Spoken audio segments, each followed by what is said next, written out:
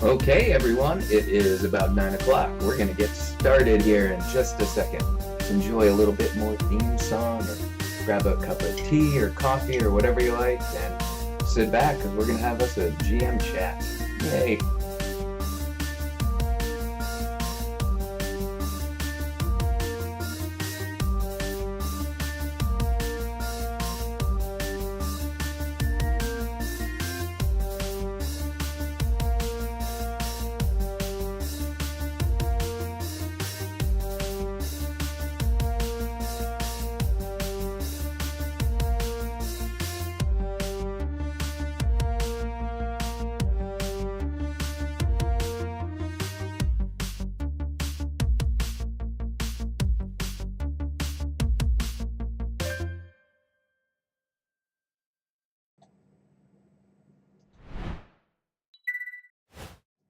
Hey everybody, how are you tonight? It's Ross. Yay! We're gonna do a GM tips, inspiration, and Patreon Q&A. So I wanted to talk about the inspiration you need for games, as well as do some Patreon Q&A stuff, because that's always a ton of fun. Let me know in the chat if you're hearing this in Twitch chat. If you've joined us, let me know too. I hope you have. This is our first one, so I won't hold it against you if you're watching this on video later. I know we have a few people who aren't necessarily able to get here at the exact time. We're going to figure out what time really works best in the coming months as we're doing these moving forward. So we're going to do a big update video on the beginning of next month, but just real quick in case you missed it, Dave's stuff went great, so he's recovering and everything is going awesome there. So we should have Dave back at full strength very, very soon, which we are all looking forward to. Oh, good. Excellent. So everyone can hear. So it looks like we are in business. So we've got quite a bit of the Discord Q&A from our patrons. So I want to definitely spend quite a bit of time on that. But as we didn't really do it in the test stream, I wanted to talk just a minute about inspiration for your games, as that's a question I get quite a bit. And I don't know if that's actually in the Discord because I haven't read ahead, which I probably should have done. But that's me. I'm not really the prepared GM. I am more of the improv GM. So with that in mind, let's get to some inspiration stuff. So when I am starting a game or planning for a story, I'm usually doing a couple of things. And the one key element that I constantly have to remind myself, and it's so, so important, is to keep this as absolutely simple as possible. You want your inspiration to be like the spark. If you're planning for an epic, like starting with that in mind at the inspiration is probably not the best way to do it, at least for me. That usually leads to like a very on rails kind of game, which isn't super enjoyable for anybody. So when I am starting a game, I'm usually basing it off of like a song or a single image that I have seen or an idea that I want to explore. So I don't really ever have a story yet, so there's not, the story itself isn't inspiring. The story comes out of the inspiration and the way what you're planning is interacting with the players. So I think some really good examples are for season 5 of Dicer Brains. When we went to Week, there is a single image in the Power Nexus, the Nexus book, one of the Splat books, and it's basically a stormtrooper on horseback riding into a castle area, and basically the whole season came out of that one image. It was such a cool image. Gosh, see, if I would have planned ahead, I would know the artist's name and be able to credit them and talk about how awesome they are. So if for some reason they're seeing this, I'm sorry I didn't do that. Hopefully I've made up for that in a chat or a post somewhere, but thank you for such an amazing piece of artwork. It's truly inspiring, as season 5 shows. So that's usually where I'm starting. A song is great, even like because I played in a band called the Neskimos, and we did like video game cover songs, so we didn't use lyrics. So I got really into music that doesn't have lyrical content. So I can even base stuff off of that. So it doesn't even necessarily have to be a song that has these specific lyrics that you're trying to play out. It can just be a feeling that a song gives you. And then when you look at stuff like a a situation you want to explore and using a game to do so. Um, the whole first 3 seasons of our Star Wars game came out of the idea of me wanting to understand the speed at which the news of the Galactic Civil War ending spread across the galaxy, because stuff like that doesn't just happen all at once. And so from that single idea, hey, I wonder what that is like, I found this little like pocket sector that is like stuck in full-on propaganda mode, and we got a great story out of it. So that's inspiration stuff. Yay for that. Very adjacent to that is story structure. So I wanted to talk very, very briefly about that. Wow, you probably came for like a fun Q&A session, and I'm like hitting you with all this like heavy game GM-y stuff, but hopefully you enjoy it. So very simply, story structure to me really, really helps me play games and run games and pace games. Like, it's crucial for my ability to pace them. So there are a couple big ones that I just want to talk about very briefly if you're not familiar with them. Obviously, I'm like live streaming this. If we had mods and stuff, they'd probably be sending out links, but we don't. We just have Aaron in the other room making sure stuff sounds pretty good. So yay, thank you, Aaron. So the big one that I use is the 3-act structure, and this is, you can find information on this practically anywhere, but it's really good for pace. It neatly cuts the game into these little chunks, and like most things, if you can cut an epic into small little pieces, like that's sort of how the thing builds organically. So if you get really good at controlling the pace that way, that's super effective. Some of the other great pieces are Pixar. They've got, I believe it's the 22 rules of storytelling, and that is like a fill in the blank. You could practically tell any kind of story. If you follow these rules, you will have a good story. And sort of close to that is something called the hero's journey, which is great for film. I think it has some problems with tabletop games. Specifically, there's like this refusal of the call, which is really hard to get out of player. So there's a couple things that you have to tweak pretty hard to get it to fit, which is why I tend to rely on this simpler 3-act structure. Again, keeping it really, really simple, because you're not writing the whole thing. You don't have complete control over it, nor would you want it. That's not really fun, at least to me. So you want to set up a framework that the players can build the story in. So the last one is really, really cool. It's called The Shape of Stories. It's by Vonnegut, who's an amazing author. If you haven't read any of his stuff, you should. But The Shape of Stories is really, really simple, condensed. Here are some very basic stories and what they look like on a graph. So it's got this cool like data element to it that makes it easily digestible and kind of sheds some light on some unique areas of pace.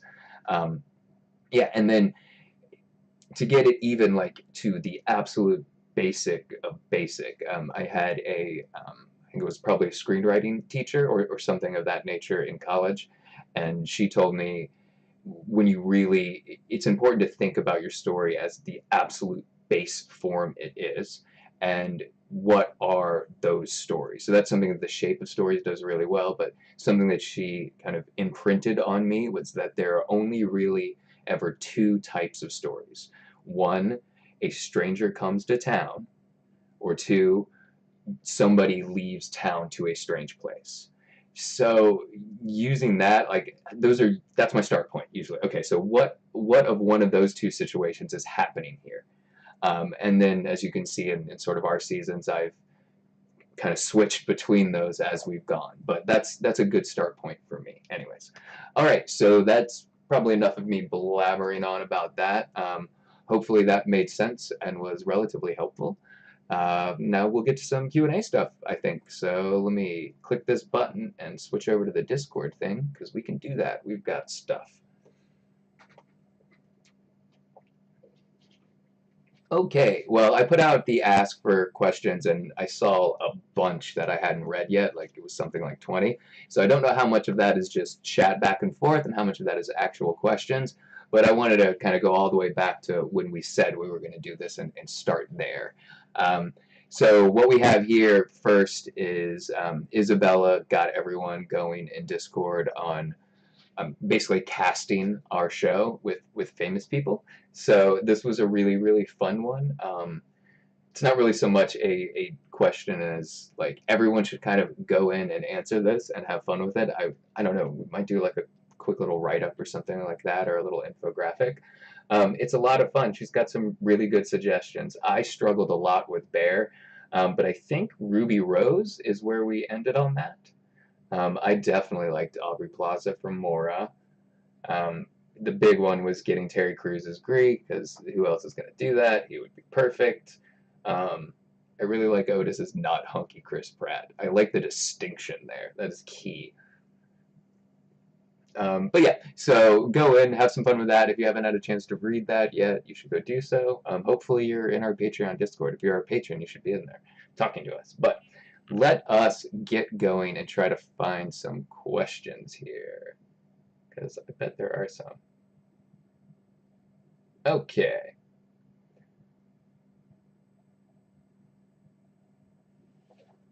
So Mr. Disorder here is asking, so now that we've started trying some new genres, should we be expecting more adventures outside of the Star Wars universe, such as maybe Fallout or A Song of Ice and Fire? Or will Dice Brains Presents become its own thing, like not another tavern? Thanks for the awesome shows. Thank you so much for that compliment, and thank you for checking out our shows. We really appreciate it. So, will we be exploring new genres? Yes, definitely. We will be venturing outside of the Star Wars universe more for sure. Obviously, we've got the rest of the Fantastic Beasts season. We just finished, well, we just started Act 3 there, so we've got maybe 1 or 2 recording sessions left, and we'll have that all finished up. So that should be airing, for the next couple months until that finishes up. We've also got Not Another Tavern Season 3. Obviously, that's a little delayed because of Dave's medical issues, but that's all on the up and up now, and I'll have some time to cut that together, even if, So we'll get that out very, very soon. The next thing that we are actually recording, oddly enough, now that I've answered that yes, is a Star Wars game. We'll be doing the executive producer game with Brendan. It's going to be an Age of Rebellion game, so we're very excited about that. He's going to play for sure. We're just finalizing the cast now. We might even have like a big surprise thing, but we'll talk more about that as it's getting revved up. We also might stream that. It could be a whole new kind of crazy thing for us. Certainly streaming will start being a thing, so once you remove the need to edit and all the time that takes, I can get a lot more games in. So it's this whole edited versus stream content. So although I obviously always want to have something that we're editing and putting that really high production value spin on, I also want to explore streaming more as a way to get more games and explore more systems, that kind of thing. The Not Another Tavern is Dungeon World, by the way. So we don't have any further plans outside of that besides Dungeons & Dragons. So we'll definitely be playing some more of that. The Podcast of Foes event was awesome. So big thank you to Victoria from the Broadswords again. Excuse me, for putting that event together. So that was just awesome. We are going to play it with all those variant rules, so hopefully we're bringing something new and different that people can enjoy. Excuse me. So that will, at least part of that will probably be its own shows outside of stream. Dice for Brains, the podcast line, we'll see what we do after the executive producer game. Ideally, maybe with the primary Dice for Brains podcast maybe that's just the executive producer games from here on out. Hopefully, I don't want to say we're going to immediately get another one. We'll see how Brendan likes it. But, if we get another one, we might just be able to air that afterwards. So, and then we'll have some more shows coming out.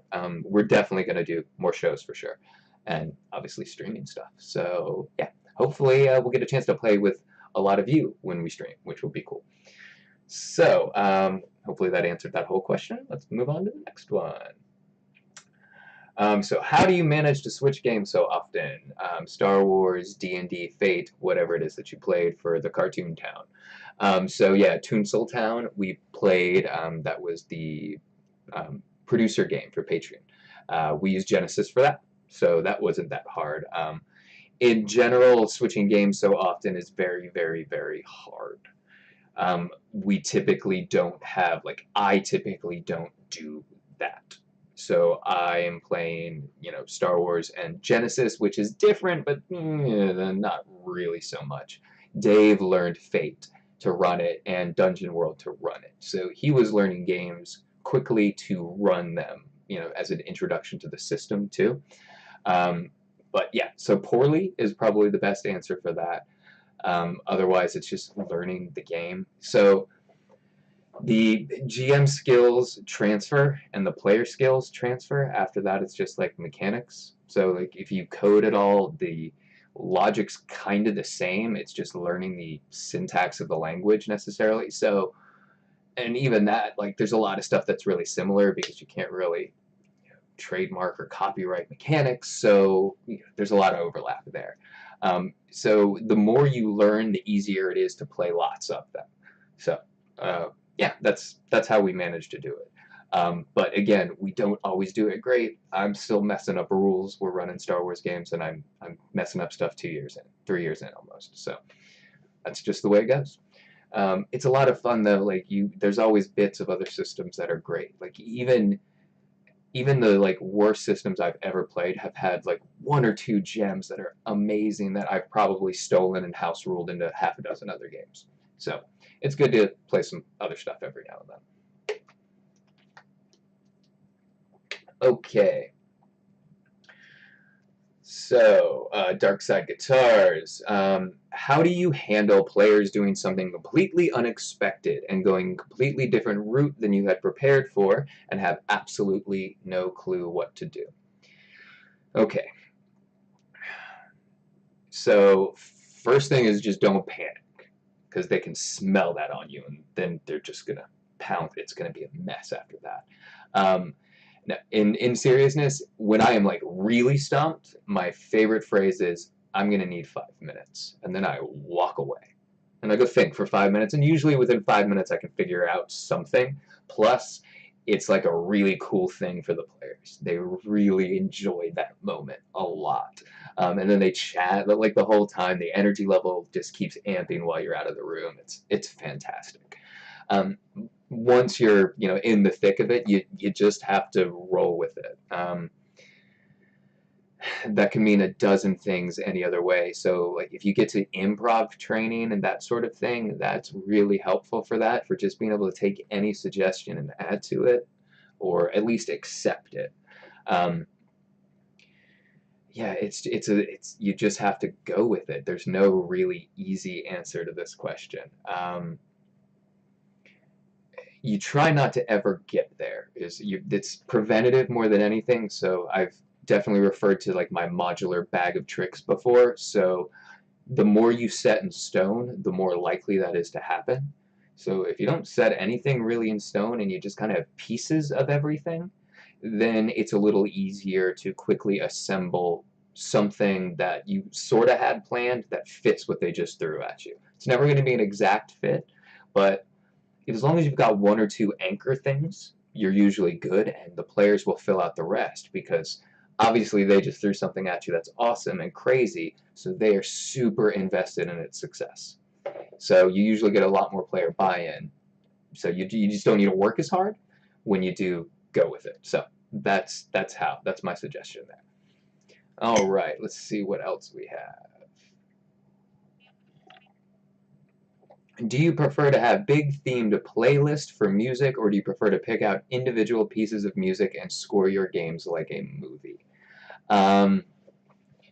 So this question would go for a couple different ways depending. For the show, what I typically have is I have like a theme song and then maybe a couple other themes. So like sad theme, adventure theme, action theme, investigation theme, that kind of thing.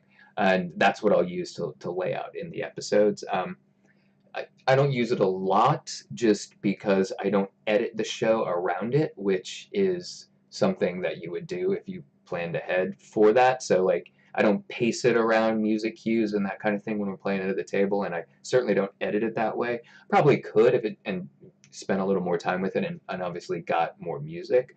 I would love to have kind of like a background score, but to do that really right takes a lot of time, and that's what I'm always up against is the clock. If you mean for the table, I usually do a big themed playlist. That's one of my favorites. Um, I can't remember who did it. I want to say it's Dave, but a great trick is you pick a band or two that kind of has a lot of music in your theme, and then you throw in like combat pieces, like intermittently. So, like a Slayer song or something ridiculous like that. And then you just do it on a random shuffle for the night, and then every time one of those like heavy metal songs comes up, that's a random encounter. So you can have some like meta fun with a playlist, which is great. So that's definitely how I prefer to do it. I will go back afterwards and theme out. Like I definitely have done that. Like I want to lay out the music score for this. So I've definitely done that. When I am prepping a game, I use an audio mood board. So I will usually pick a bunch of songs that represent scenes or NPCs or the players, just so I can listen to that while I'm prepping or stuff like that. I have fun with that. That's helps me kind of get in the game more than anything else, I think.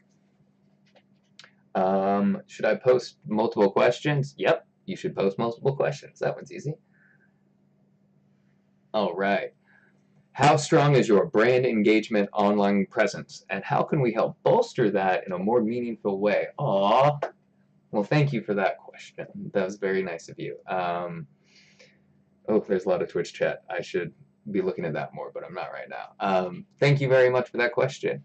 How strong is our brand engagement? It's not super strong. It should be a lot stronger than it is. That's mostly on me. So, sort of introverted, social anxiety, all that kind of thing. So I don't usually do great with that in general. Plus social media, I'm not really good at. I'm kind of a private person too, sort of in general. So even talking about like my personal stuff, I'm just, it's not that I don't like love everybody. It's just that, I'm a little private, I guess, in that way. But we definitely need to be doing more of it. How can you guys help in a more meaningful way? That's just it getting out there, because I need to be adopted by extroverts, because that's what I've been fortunate to have my whole life. So extroverts, please adopt me and tell people about the show, because that's how it works. So get on Reddit, get on social media, write FFG, tell them we're awesome. Yeah, that's the kind of stuff that helps. It's all the kind of stuff that I should be doing, but I don't. We've even looked into like getting actual like marketing companies, and it's really expensive. So like we could technically afford it, but it's like all of it. And we wanted to get some gear to set up some streaming, and we wanted to make sure we had a really good team in place if we were going to do that. So the short answer is like I don't really know, which is a shame because I should. But I tend to want to make the show better and not so much I need to get good at that. That's all there is to it. I need to swallow whatever it is that keeps me from going out there and talking about this kind of stuff. And I'm nice. I'm really personable. I'm just kind of introverted. So it's one of those things, like people tend to think introverted sometimes means like socially awkward, and I'm not. I actually do pretty well in a social situation. It just takes a lot out of me. So when I've been social at work all day, and then a con is a lot for me. Like that, cons exhaust me. I have to like take like another week off. I'm so exhausted after that much social interaction. I love it. It's exhausting. So I tend to recharge when I'm by myself and that sort of thing. So I don't know why that turned into more of a like self-examination, but yeah. So go on Reddit, tell people, hey, we're doing stuff, because we should be doing that. Go on social media, write emails for people. You're already our patrons too, so you're already doing like a ton. So this is the fact that you're our patron allows us to like actually talk to a marketing company about what it would take. So yeah, you're already helping out in a super meaningful way. So don't think you have to do any more. But if you do, it's just Yeah, getting on Reddit, writing emails for us, telling people about us. If you got a local con, reach out, say, hey, you should email these guys, see if they want to come out and do it, that kind of thing. That would be awesome. So thank you for that question. I hope I got to it. Okay. Do you find that there are instances in which your ruling on something a player wants to do is slightly different than what you would let them do if you were on air, so to speak? That is an interesting question. So, in the interest of pace, definitely. And this would probably come down to the way I have to organize the show when we're recording it. So, we record it live and then I edit it afterwards. So, if we're getting to within like 20, 15 minutes of when the show realistically kind of needs to end, so it's not just 2 hours long and doesn't drive me insane trying to edit it, I will probably let them sneak in some stuff. But that's not so much because we're on air. Like, I would do the same thing if like everyone needed to go in 15 minutes. So, but yeah, it's definitely happened for sure.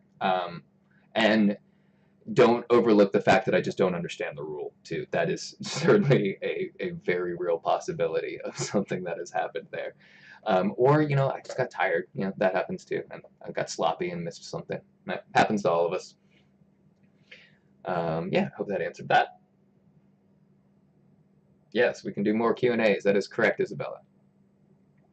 All right. So with this being a podcast meant to entertain, how much do the players know ahead of time about what's going to happen, or are they going in completely blind? So we do like a session zero, which I would highly recommend if you're not doing your session zeros in your home games. You should.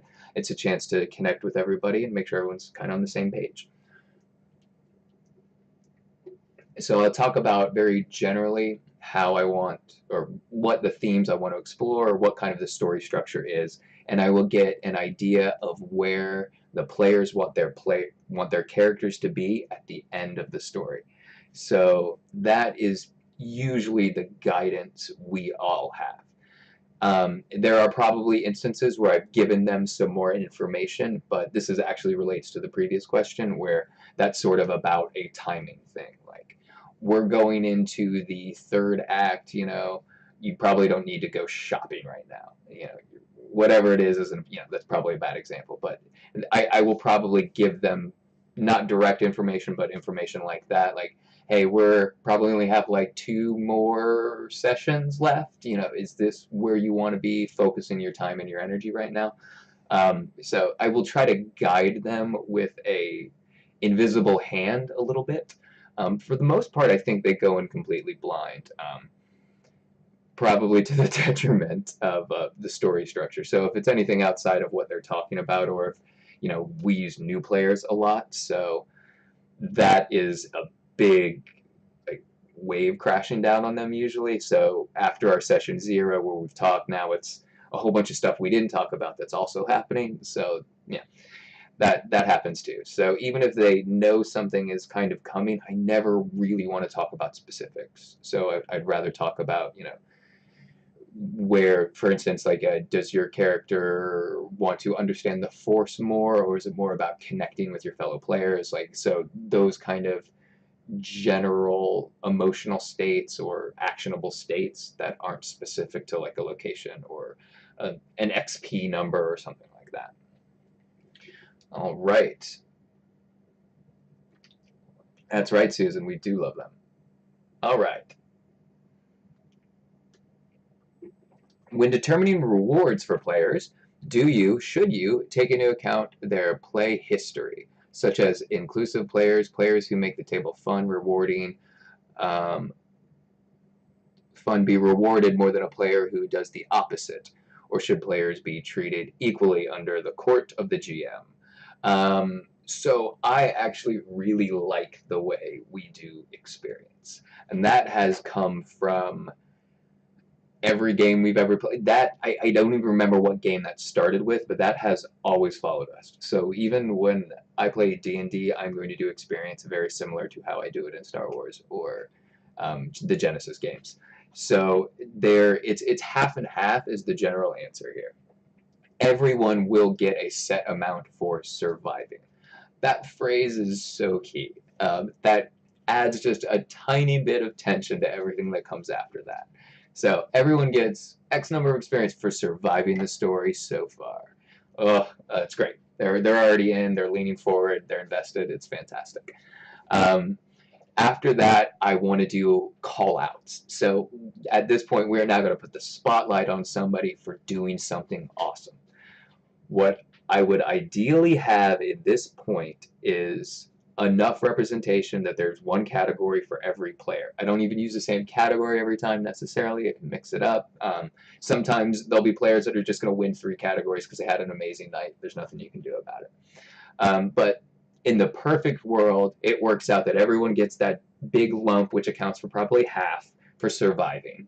And then everyone gets another quarter for whatever the cool thing was. And then my favorite one is the very end, which is, we'll call it the cool point or the player point or whatever, where the players will actually go around and talk about something else. So the players are then giving that experience. So that's cool. So, and that gets everyone talking about something that somebody else did, and the way it just flows around the table, it's, you know, everyone is talking about somebody else. It brings everybody together. People talk about cool moments. You usually end up wanting, oh, I forgot about that. How did we not get that for the comedy point, et cetera, et cetera.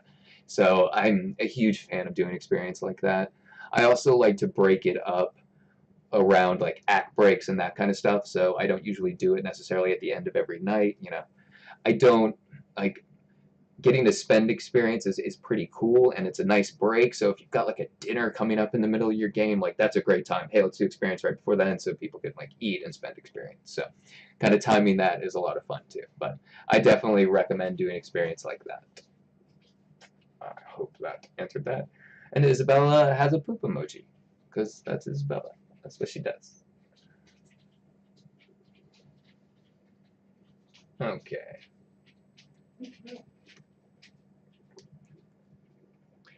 I know characters are like children, so of course you should have a favorite. What character that you've created is your favorite and why?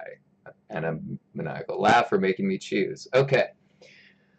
So that would change based on the characters I have played versus like NPCs I have created. So the characters I've played, Narg, it's probably gotta be it. I really like Narg a lot. He is fun to play. He fits into almost any game. He's got a dog in the room. He's got an interesting little voice. He's got a fun way of looking at things. And for me personally, I play characters that sort of are opposite of my actual like flaws and fears. So getting to play like a character who's not afraid of heights is fun. Like I like that level of escapism.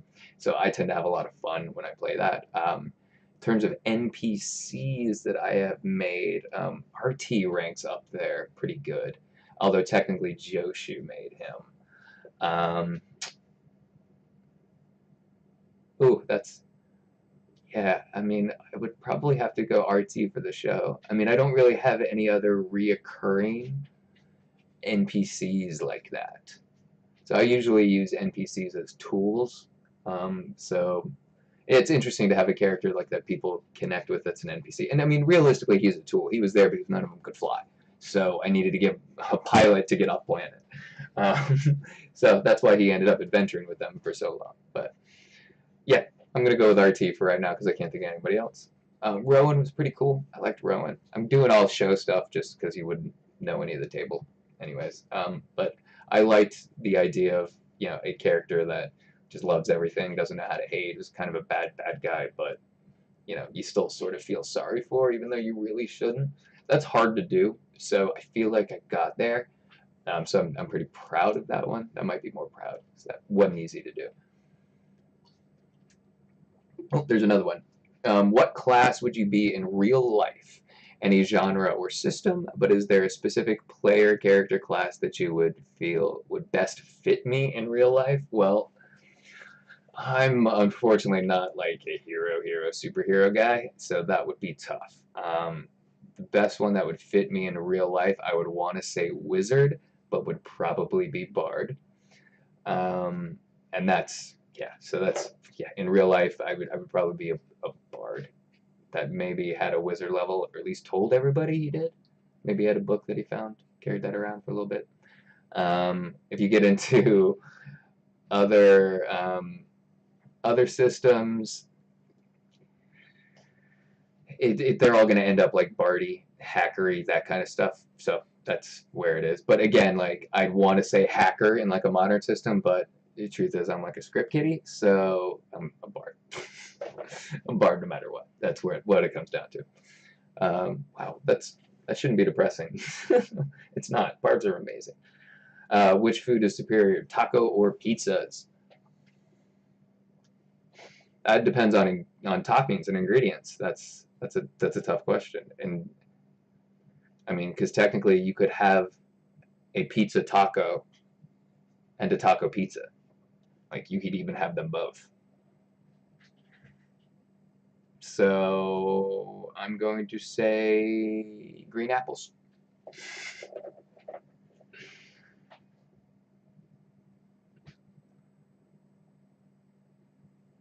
Okay, do you have any specific questions? Sorry to blow up that one, but that's my honest opinion. Next question. Do you have any specific questions or prompts to help first-time players establish their characters and the characters' backgrounds? Yes, I do. I always ask, what do you do? What do you want to do? What did you used to do? Might not necessarily ask all three, but and it's vague on purpose. So, and I usually do that before they even open a book. If I have something genre specific that I know they already like, so for instance with Star Wars, what Star Wars character is your favorite? Or what Star Wars character would you like to play? What Lord of the Rings character would you like to play if you could play any of them? That's usually a great starting point too. So one of those two is usually the perfect key. After that, you want them to be fleshing it out, but not going down a rabbit hole. That is especially like really engaged and ambitious first-time players. They will do like the 6-page background. Like you have to prevent against that, and it's not because you don't want them to get it out. It's you don't want them to get it out all at once, because you don't want to miss any of it. There's going to be a whole campaign's worth of information in there. So you need to drip feed this just for your own ability to get it worked into the story. Because when they have 6 pages, you don't really know which part of that's their favorite, and you can't really prioritize which elements of that you want to work in to engage the player, which is really the key there. So yeah, hope that answers it. So yeah, favorite character in whatever genre you're playing, or what do you do, what do you want to do, what did you used to do. There's I want to say it's either a Pixar or a Disney guy. But the question of what is your role as like the storyteller at interacting with the character. Your role is to put an obstacle in their way. Your role is to figure out what they want and why they can't have it till the end, if at all. If you can do that, you're good. Right. How are we doing on time? Cool, we got like 20 minutes left. We're doing great. Has there ever been a time when you've regretted a potential player action that you probably should not have allowed? And if so, how did it affect the narrative? So I'll answer that in reverse order first. So it will affect the narrative greatly when this happens. It's going to be a fork. It's going to be a pivot. Has there ever been a time when I've regretted a potential player action that you probably should not have allowed? Truly regretted? No. The only ones that I would truly regret at that point would be ones that destroyed the game. So that would be I let somebody get away with something super offensive, and 2 of my players did not feel comfortable coming back to the table. Like, that's a regret. So yeah, you want to go all the way back to when I was a kid. I was in a shop running a game, and somebody not even at our table used some language that clearly made one of my players uncomfortable, and I did nothing about it. So that's the one time, and I don't think that player ever came back to the shop again. So that's my regret. It happened once. I've never let that happen again. So hopefully nobody else does. It's important to kind of stand up when that shit happens. Oops, sorry, I don't want to swear, but yeah, it's important to kind of do your part to make it an inclusive hobby. And many years ago, I had an opportunity to do that, and I did not do it. So I will make up for that for the rest of it. All right. How did that affect the narrative? Clearly, I mean that player was checked out. They felt uncomfortable. They can't play. They can't enjoy themselves at that point. All right. Isabella wants to toss me stupid questions because she's awful and she can only think of not safe for work ones. Thank you for that note from the editor booth. That's a good note. So, Isabella, you are not awful. You are amazing, but it does not surprise me that you can only think of naughty questions to ask. Yeah. So, what are your thoughts on the possible impact of augmented reality and 3D printing on the tabletop scene? This is like my dream. I am so hopeful of this in a way that I am like not hopeful of too many things. Like I think augmented reality specifically, just like data inventory, just data display, can literally change this hobby. Like that could be the next level. That is this bridge between video games and the table. And realistically, I think the end game is to blur those lines to the point that they don't really exist anymore.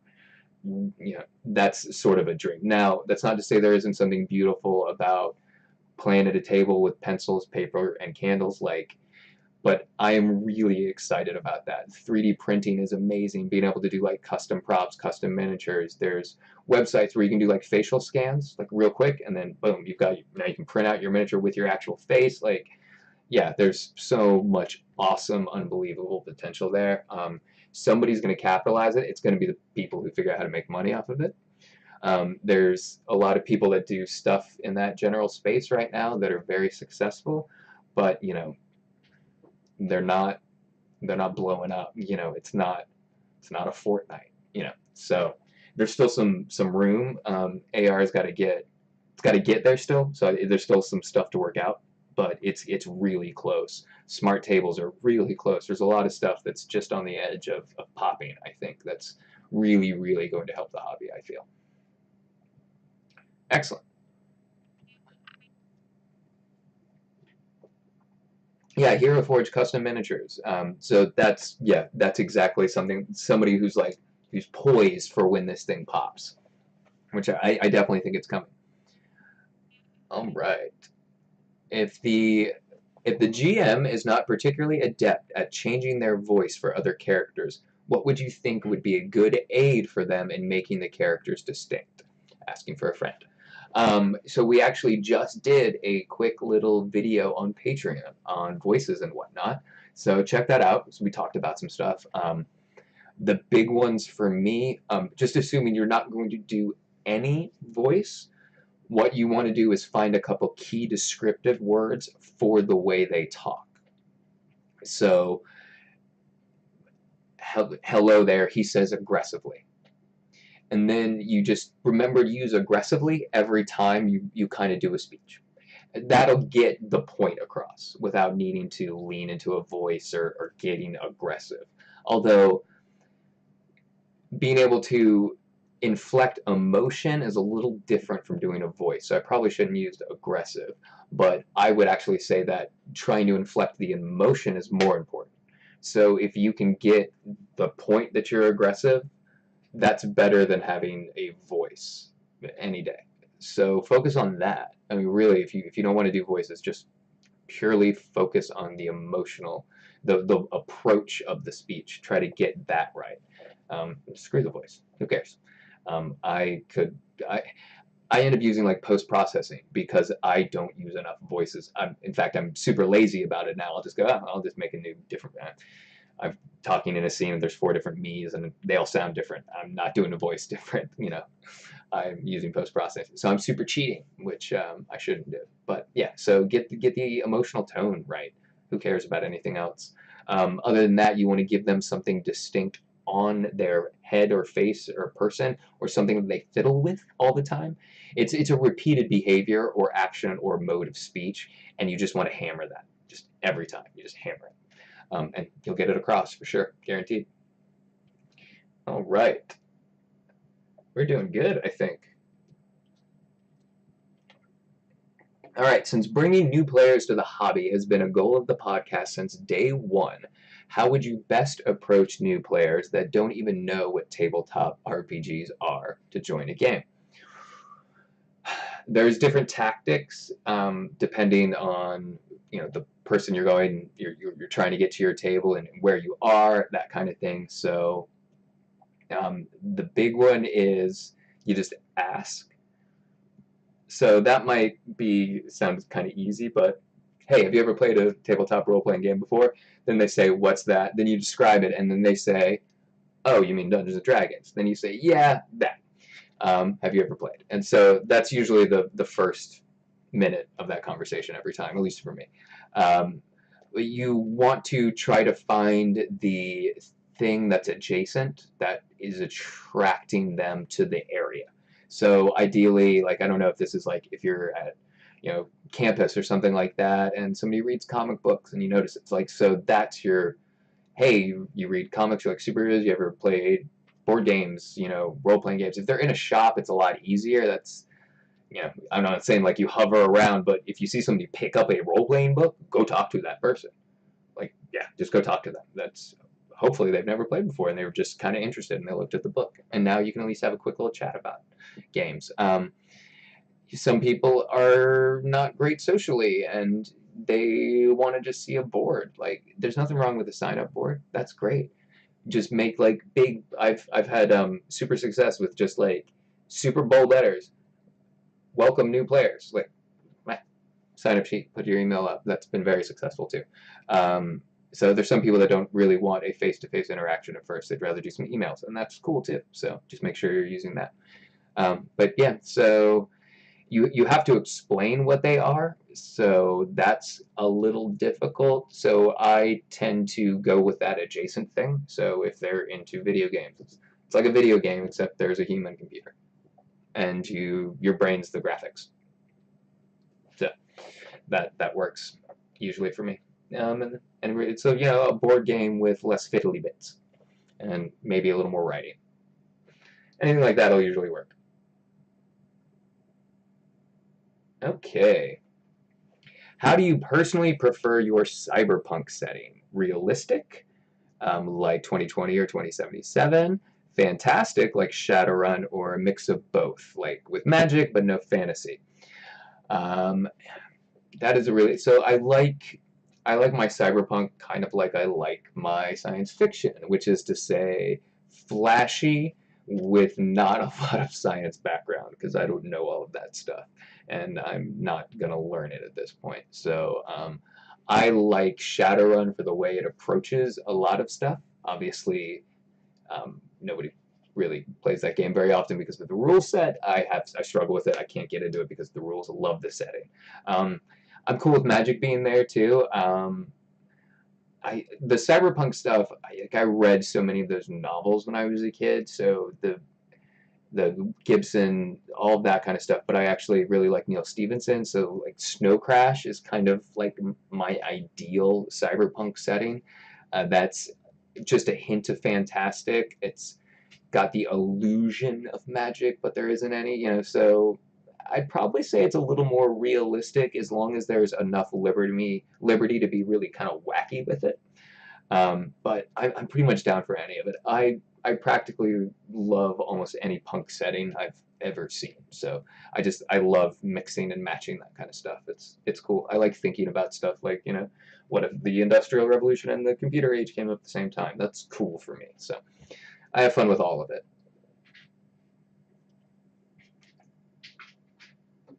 Oh, and then somebody did some awesome new tiles. Okay, should new players get pre-gen PCs as an introduction to tabletops, or should they dive in with the character creation? I am usually against pre-gens unless it is a setting where time is of the essence. So somebody is stepping in, the game's already started, you just don't have the time to spend with the character. I wouldn't really do that. I wouldn't recommend that for a new player, though. I think the connection between the characters is really important for a new player. I think they need to feel their first character. And if you give them a pre-gen, that's probably not going to feel like their first character, their first real character. Like if you ask that player 20 years later, who was your first character? The pre-gen's not going to be the one they bring up. I don't think, anyways. Um, Now they're like character creation can be crazy grueling, and there's some people that just don't care about that and they just want to experience the mechanics. Maybe you're playing something that's more tactical. So in that instance, yeah, go for it. Just toss them in, I think. But for me, especially with anything more like RP or narrative driven, I definitely think the player needs to generate that connection with the character. I think that's super important. Awesome tile sets. Okay, look at that. We're doing great. We're almost at the end. Hmm. Isabella asked a bunch of questions. Hopefully, they're clean because I didn't read them first. So, best snacks for a game recording session. The correct answer is anything Isabella brings. That is the best. The second best answer is themed. So Isabella does this as well. So one of the things you'll enjoy is learning about slime and the third season of Not Another Tavern. So Isabella did this nice like slime dessert. It was amazing, so good. But yeah, other than that, like carbs, right? You got a carbo load, I think carbo load. And then candies. Green apples are great if you're recording anything because they make your mouth sound better. And then maybe just a little bit of wine. That's pretty good too. That's a good snack. Does that count? All right.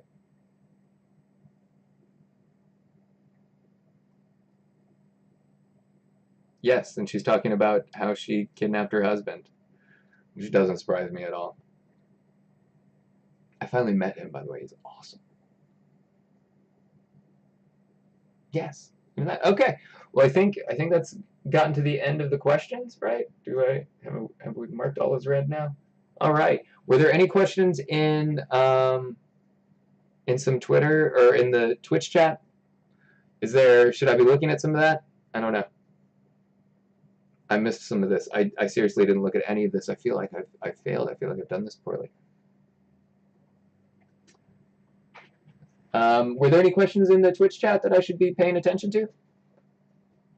Okay, all right. Well, I think that'll probably do it for the GM Q&A then. Um, yeah, so if there's no other questions, I want to thank everyone for coming to this. I hope this was informative. I hope everyone enjoyed it and had fun and learned something about learned something about inspiration, story structure, and we answered some fun questions for the Q&A. So now we get to the part of stuff when you plug stuff. Getting back to Ross needs to be getting better at this kind of stuff. I'm going to plug. So if you did not get a chance to check out any of the Women in Tabletop Gaming Month special, you should go check that stuff out. It's on the Tales from the Fandom podcast. Isabella, Erica, Eileen, and Susan were all on it. All of their episodes are amazing. Ton of fun. It was so great to hear Erica getting on one of these, and it's just awesome hearing all of them getting to talk about their fun stuff. Other stuff we have coming up, I am going to be on the Broadswords podcast with Jeremy from the Dice Unkind, and then I think I'm on 3 episodes of that, so they'll be coming out in probably a rough chunk, but I think the first one comes out next month, in a week or two. Gosh, should have written all this stuff down ahead of time. We have outtakes. They're almost finished. I'm putting the finishing little polish on that, so hopefully I'll have that out tomorrow. So we'll have some outtakes from season 7 so far. There's some fun ones. One of my favorite bits is when they start singing the theme songs from the schools. That's really cool because they can actually sing. They never tell me they can sing ahead of time. I would have worked singing into all of this by now, but We'll figure it out. So yeah, we've got Act 2 of Season 7 coming out, Not Another Time in Season 3, of course.